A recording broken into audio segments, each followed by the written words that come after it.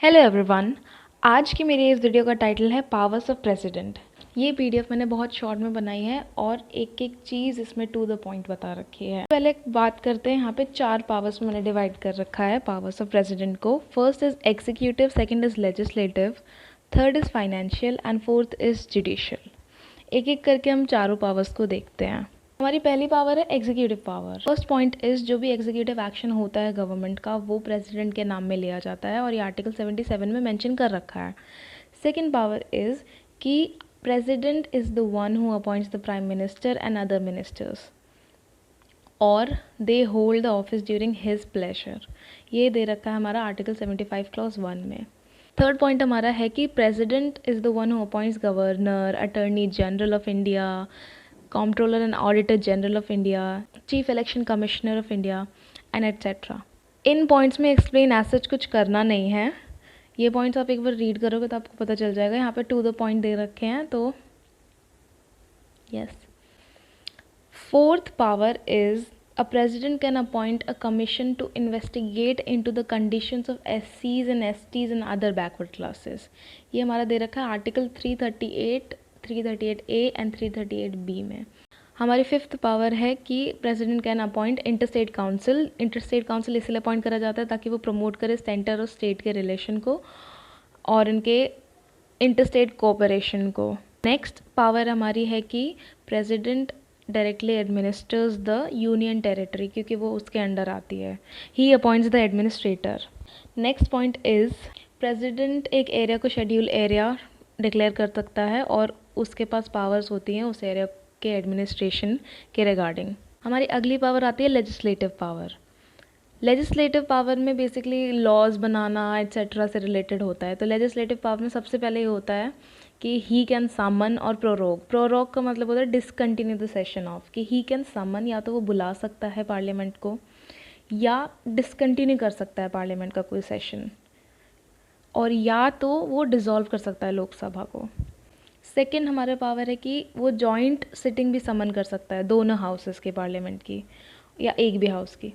हमारा next point है कि अगर speaker and deputy speaker of Lok Sabha की प्लेस वेकेंट है तो वो किसी भी मेंबर को अपॉइंट कर सकता है ताकि वो उस पोजीशन पे प्रिसाइड करे। सिमिलरली वो राज्यसभा में भी कर सकता है। अगर चेयरमैन एंड डेप्यूटी चेयरमैन की प्लेस वेकेंट है तो वो किसी भी राज्यसभा के मेंबर को अपॉइंट कर सकता है। प्रेसिडेंट 12 मेंबर्स को अपॉइंट कर सकता है राज्यसभा में जो कि literature, science, art and social services के फील्ड से नॉलेज रखते हो या फिर प्रैक्टिकल एक्सपीरियंस रखते हो। ये बहुत इंपॉर्टेंट पॉइंट है, ये आर्टिकल 80 क्लॉज 3 में दे रखा है। हमारा नेक्स्ट पॉइंट है कि president can nominate 2 members of Lok Sabha जो कि एंग्लो इंडियन कम्युनिटी को रिप्रेजेंट करते हो and it is given in article 331 of the Indian constitution. हमारा नेक्स्ट पॉइंट है कि president is the one who decides on the question of qualification and disqualification of A member of parliament, वो भी election commission के consultation के साथ and it is given in article 103। और बहुत इंपॉर्टेंट पॉइंट जो बहुत इंपॉर्टेंट लेजिस्लेटिव पावर प्रेसिडेंट की है, it is that he can promulgate ordinances when parliament is not in session. It is given in article 123 of Indian constitution. मैं इस पर एक सेपरेट वीडियो भी बनाऊंगी। इसको ऑर्डिनेंस के बारे में नहीं पता है। Under this power president can make laws when the parliament is not in session. Parliament का ही काम होता है लॉज बनाने का। किसी भी मैटर पे कोई इंपॉर्टेंट इशू चल रहा है तो जब पार्लियामेंट सेशन में नहीं है तो लॉ कौन बनाएगा। तो ऐसे सिचुएशन में अगर कोई इमरजेंसी सिचुएशन आ जाती है which needs attention and immediate action, तो president is the one who can make any act. Next power is regarding bill. इस पर मैं एक सेपरेट वीडियो भी बना चुकी हूँ, वो आप देख सकते हैं, मैं लिंक कर देती हूँ। इस पावर में ये दे रखा है, ये तो सबको ही पता है कि bill is sent to the president जब वो पास हो जाता है पार्लियामेंट के दोनों हाउसेस से। तो इस स्टेज पे प्रेसिडेंट अपनी असेंट दे भी सकता है, अपनी असेंट रोक भी सकता है और वो रिटर्न भी कर सकता है बिल कुछ रिकमेंडेशंस के साथ। और अगर बिल फिर से पास हो गया विदाउट एनी चेंजेस तो प्रेसिडेंट को बिल पास करना ही पड़ेगा, अपनी असेंट देनी ही पड़ेगी। नेक्स्ट है फाइनेंशियल पावर्स। इसमें कुछ समझाने का नहीं है, ये आप रीड कर सकते हैं, पर फिर भी मैं एक बार रीड कर देती हूँ। First power is money bill will only be introduced in the parliament with the prior recommendation of the president। ये आर्टिकल 109 एंड 110 में दे रखा है। सेकेंड पावर है हमारी कि कोई भी ग्रांट नहीं मिल सकता है प्रेसिडेंट के रिकमेंडेशंस के बिना। कोई भी यूनिवर्सिटीज़ को हो, चाहे किसी कंपनी को, चाहे किसी भी गवर्नमेंट इंस्टीट्यूशन को हो।